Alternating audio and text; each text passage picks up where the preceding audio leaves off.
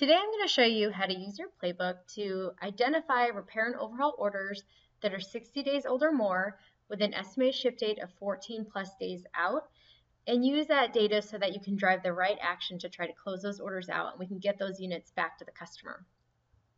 On the right hand side you have your My Actions, and it kind of summarizes everything for you. So what the playbook is saying is that AAR has 4 units that meet the criteria of being over 60 days past due, and the estimated ship dates are 2 weeks out. So from here, I can click on the My Actions hyperlink, and this brings you to your action log, so to speak, where it lists out all those actions on the home page, and then it lists out all the detailed steps that you would have to take to try to rectify or close out that action, including the right escalation path. So in this case, it is number 2, and if I click on number 2, it's going to highlight it in green for me. And this is the activity associated with escalating those past due orders that are really old and we probably won't deliver to the customer for a while.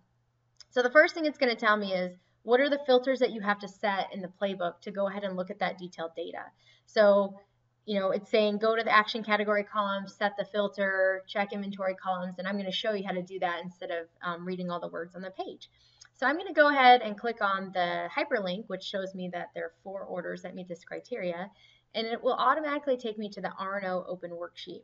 Now from here, I'm going to scroll to the right, and the action category column, I'm going to filter, and I'm going to select the past due 60 plus days with the estimated ship date 14 plus days out. I'm going to hit OK. And it's showed 4 orders on the home page, and that's why you have 4 orders here.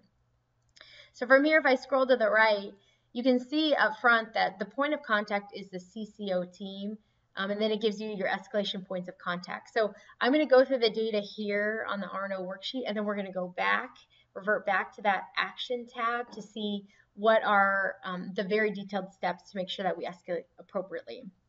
In this particular step, you want to go ahead and look at the detailed data. And the reason why is because you may have these really old past due orders, but there's a good chance that somebody might be working them. So ISC, there's so many efforts going on that people are actually working these orders, and so you want to make sure that you don't escalate something that's probably really close to going out.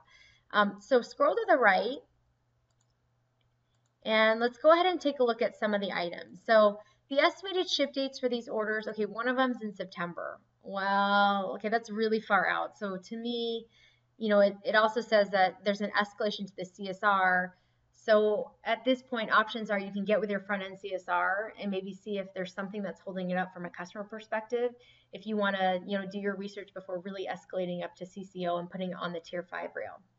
Other things are, okay, you have 2 of the units that are waiting for parts, and it's not going out to the customer until July, early July for one and very late July for the other. So to me, those 2 orders would be very good candidates to escalate up to the CCO team to get more feedback as to what's going on with the order and try to come up with ways to really close it out.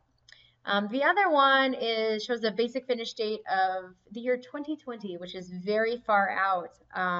But a lot of times ISC might push the days out so that material doesn't get allocated to those units. In this case, so if you look at the comments from ISC, it says that there's an ACAN process. So this would be a very good example of probably one that you would not escalate to CCO. You may, get with the site. You could also get with CCO if you want to, confirm, hey, there's an ACAN process. So are we just going to credit the customer or actually ship a unit back? Just things to think about. So in this case, we can go to the right, get more information about it. So days in shop, 300 days. I mean, this unit is almost going to celebrate a birthday here at Honeywell. So again, just more information to look at as you come up with a story and try to really identify those orders that you want to escalate to the CCO team. So I think we're good. I think, what we've decided here by looking at the data is for the first unit, instead of escalating it to CCO first, I'm going to get with my CSR and find out what's going on with those orders or with this order. It's been in our house for 307 days, but there's an escalation to the CSR, which means we probably need something from the customer. So I want to make sure that I tie out with the CSR first. This 4th order down here, which has the ACAN process, this might be one where you can reach out maybe to your CSR to find out, where this is in the process. If we're going to credit the customer anyway, we're not sending them a unit back, then, why waste CCO's time and escalate those 2 orders? These two orders, however, the two on the left, or the two in the middle, the drive assembly and the valve outline, so those two are waiting for parts, and we're not planning on shipping those out to the customer until July. One is very late July. So again, two good candidates to escalate up to CCO. So what I would do is I would go ahead and take those orders. You could filter it this way if you'd like, just so that these two orders show up. And you can just highlight, this information here if you'd like. And then you would go ahead and you would paste it into an email. And you would say, Jason, I'd like to escalate these two orders and place them on the CCO Tier 5 rail.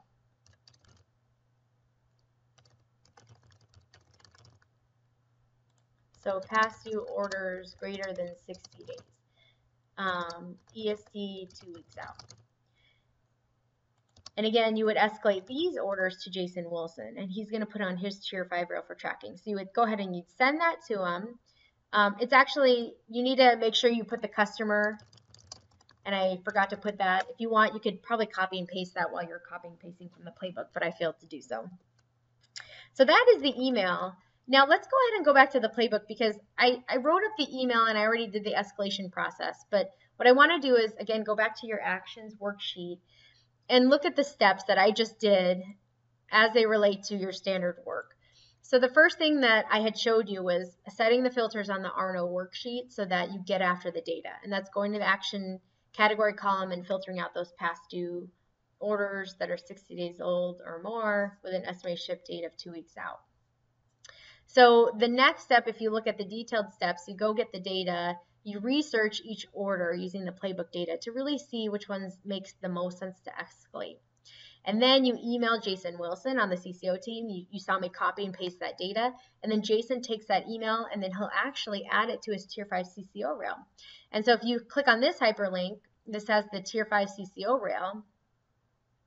This has a list of all the open items so that you, after you've escalated to Jason, you can go ahead and keep track of all the items, because they'll provide a status on those orders for you through this rail. And it's not going to drop off on the rail until it's rectified, or until you come to some agreement that we have closure on this order.